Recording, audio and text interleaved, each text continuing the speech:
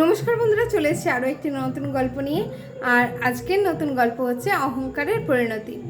তো এক বনের ভিতরে ছিল একটা বিরাট বড় গাছ। তার শিকড় যেমন মাটির অনেক গভীরে চলে গেছিল, তেমনি তার ডালপালা অনেকটা জায়গা জুড়ে বিস্তৃত ছিল। গাছটার পাতাও ছিল বেশ মোটা এবং ঘন, যার জন্য সূর্যের রাশি পৌঁছতে পারতো না নিচে অবধি। আর ভীষণ ছায়া দিত, যার জন্য মানুষেরও খুব ভালো লাগতো। আর পাখিরা অনেক বাসা করেছিল গাছের মধ্যে। আর মানুষ আর পাখির সমাগমে গাছটি কিন্তু বেশ একটা মুখরিত হয়ে উঠেছিল। ঠিক এই বিরাট গাছটার নিচে একটি ছোট্ট চারা গজিয়ে ওঠে। তো এই গাছটি ছিল খুবই নরম আর খুবই লাজুক একটি হলুদের গাছ। সামান্য একটু হাওয়া দিলেই গাছটা নুয়ে পড়তো। আর একদিন দুই প্রতিবেশী কথা বলছিল। তো এই ছোট্ট গাছটিকে লক্ষ্য করে বড় গাছটি বলল, ওহে আমার ক্ষুদে প্রতিবেশী, তোমার শিকড়গুলোকে মাটির নিচ অবধি আমার মতন করে প্রভাব বিস্তার করো না কেন?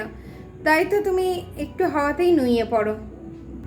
কেন তুমি আমার মতো মাথা উঁচু করে দাঁড়াও না?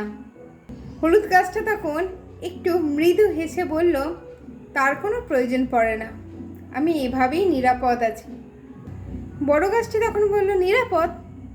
তুমি কি করে বলো যে তুমি নিরাপদ? তুমি কি জানো আমার শিকড় মাটির কত গভীর অবধি বিস্তৃত আছে? আর আমার কাণ্ড দুজন লোক মিলেও ভাঙতে পারবে না। আমার শিকড় উৎপাটিত করবে এবং আমায় ধরাশায়ী করবে এমন কে আছে? গাছটি তো ভীষণ রেগে গিয়ে বিরক্ত হয়ে হলুদ গাছটি থেকে মুখ ফিরিয়ে নিল। কিন্তু কার ভাগ্যে কখন কি আছে সেটা কে বলতে পারে? হঠাৎ একদিন সন্ধ্যায় ভীষণ একটা ঘূর্ণিঝড় হলো। তো গাছটি তার শিকড় নিয়ে উপড়ে পড়ে গেল, আর বনের বিভিন্ন গাছপালা একসাথে উপড়ে পড়ে গেল। তো ঝড়ের পর গ্রামবাসীরা বনের অবস্থা দেখতে বেরিয়ে পড়ল। আকাশচুম্বী গাছগুলোর অবস্থা একদমই শোচনীয়, তারা প্রায় মাটিতে লুটিয়ে পড়েছে। সারা বনের মধ্যে যেন কঙ্কাল ছড়িয়ে আছে। তারই মধ্যে একটি জিনিস সবার চোখে পড়ে, সেটা হলো ওই হলুদ গাছটি।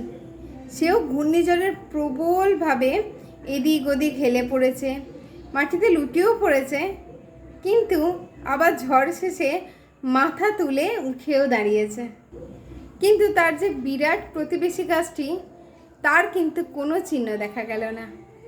তাই বন্ধুরা, এই গল্পে শিক্ষণীয় হচ্ছে অহংকারই কিন্তু পতনের মূল কারণ। তো গল্পটা কেমন লাগলো অবশ্যই কিন্তু তোমরা কমেন্ট করে জানিও। ভালো লাগলে একটা লাইক করে দিও। খুব তাড়াতাড়ি আসবো আরও একটি নতুন গল্প নিয়ে। সকলে ভালো থাকবে, সুস্থ থাকবে, সাবধানে থাকবে। খুব তাড়াতাড়ি দেখা হবে। শুভরাত্রি, টাটা।